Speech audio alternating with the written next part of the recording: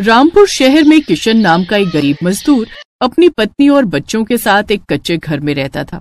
उसका घर पुरानी लकड़ी और टाट से बना हुआ था, जो सर्दी और बारिश से बचने के लिए पर्याप्त नहीं था।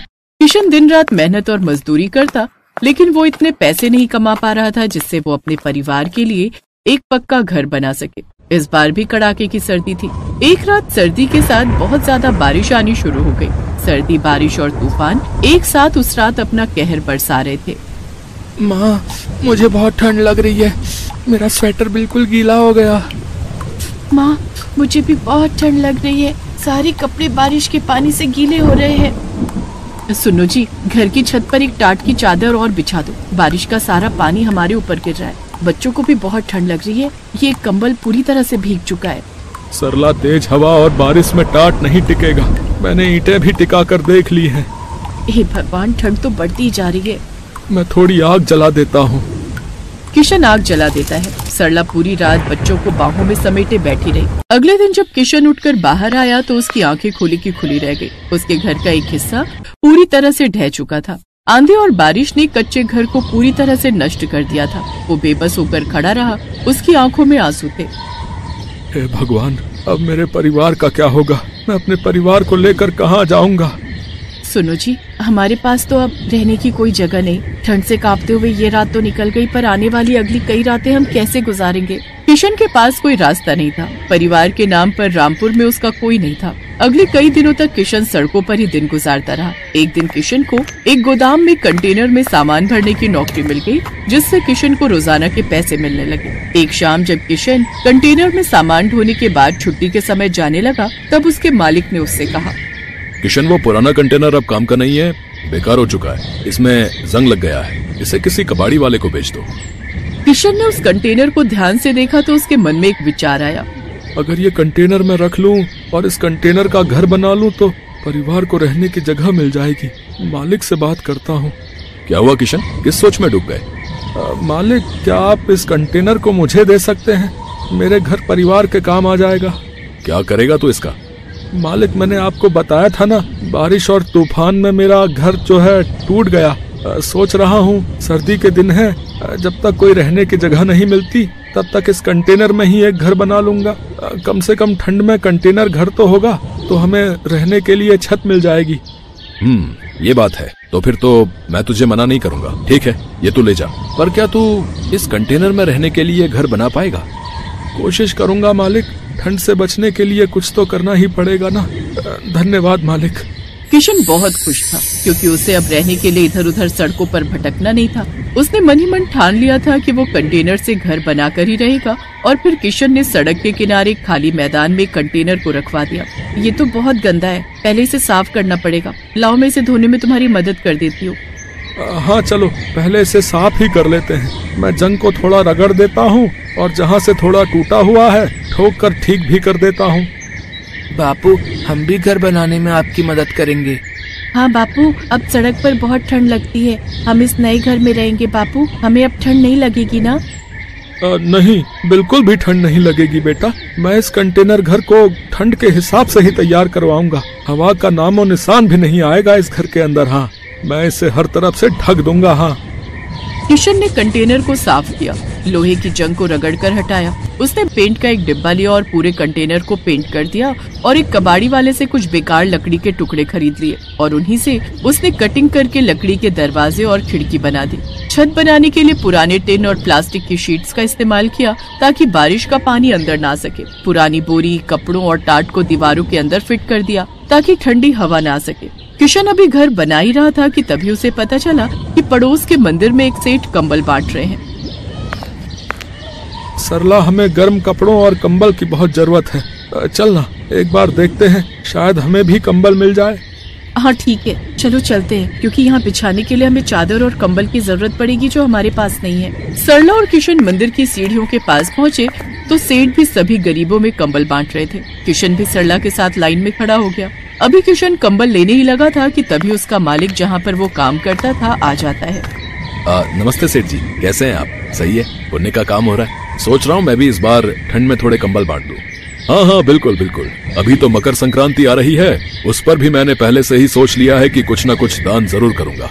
इसी बहाने भगवान से जुड़े रहने का अवसर प्राप्त होता है भाई, और किसी न किसी की मदद भी हो जाती है। अरे किशन, तू और यहाँ पर तेरा कंटेनर घर बन गया क्या? जी मालिक, तैयार तो हो गया है, पर बिछाने और ओढ़ने के लिए कोई गर्म चादर या कंबल नहीं था। सुना कि मंदिर में ये सेठ जी कंबल बांट रहे हैं, तो वही लेने आए थे। तुम इसे जानते हो सतीश? हाँ सेठ जी, मेरे गोदाम में ही नौकरी करता है। एक कंटेनर बहुत खराब था, इसने बोला कि ये उसका घर बना लेगा। इसके पास रहने को छत नहीं थी, वही इससे पूछ रहा हूँ। बहुत बढ़िया बात है, कंटेनर का घर। अगर तुम बुरा ना मानो तो क्या तुम हमें दिखा सकते हो किशन? जी जी सेठ जी, जरूर, वहाँ उस तरफ। सेठ और किशन का मालिक जब कंटेनर के घर को देखते हैं तो दोनों हैरान रह जाते हैं। किशन की काबिलियत की वो दोनों बहुत तारीफ करते हैं। किशन बेटा, सचमुच तुमने ये कंटेनर का घर बनाकर बहुत अद्भुत काम किया है। मेरे मन में तो एक विचार आ रहा है। सतीश, अगर तुम साथ दो तो।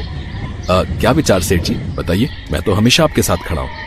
मैं सोच रहा हूँ क्यों ना हम एक ऐसी फैक्ट्री लगाएं जहाँ पर कंटेनर के बने घर मिले। जिन लोगों के पास रहने के लिए घर नहीं होता, वो इन कंटेनर के घरों में रहकर आराम से अपनी परेशानी दूर कर सकते हैं। बस हमें और तुम्हें उस कंटेनर के घर का दाम तय करना है। और हाँ, कंटेनर के घर बनाने का सारा दिमाग हमारे किशन का होगा। किशन भी इस काम में हमारा पार्टनर बनेगा। ये तो बहुत बढ़िया विचार है सेठ जी, नेक काम में देरी कैसी। हम इस प्रोजेक्ट पर काम करना शुरू कर देते हैं। किशन के हुनर ने उसे नई दिशा दी। सेठ और उसके मालिक के साथ मिलकर उसने कंटेनर के घर बनाने का काम शुरू किया, जिसके लिए उसे अच्छी पेमेंट मिला करती थी, क्योंकि अब वो उनका पार्टनर बन गया था। किशन इन सब के लिए भगवान को धन्यवाद कहता है। किशन में एक खासियत थी, वो भले ही आज अमीर बन गया था, पर उसने बहुत से गरीबों को ठंड में कंटेनर घर मुफ्त में बांटे। और किशन ने कंटेनर घर में ही एक साथ बहुत से लोगों के रहने की सुख सुविधाएं भी देनी शुरू कर दी, क्योंकि वो जानता था कि गरीबों का दुख क्या होता है।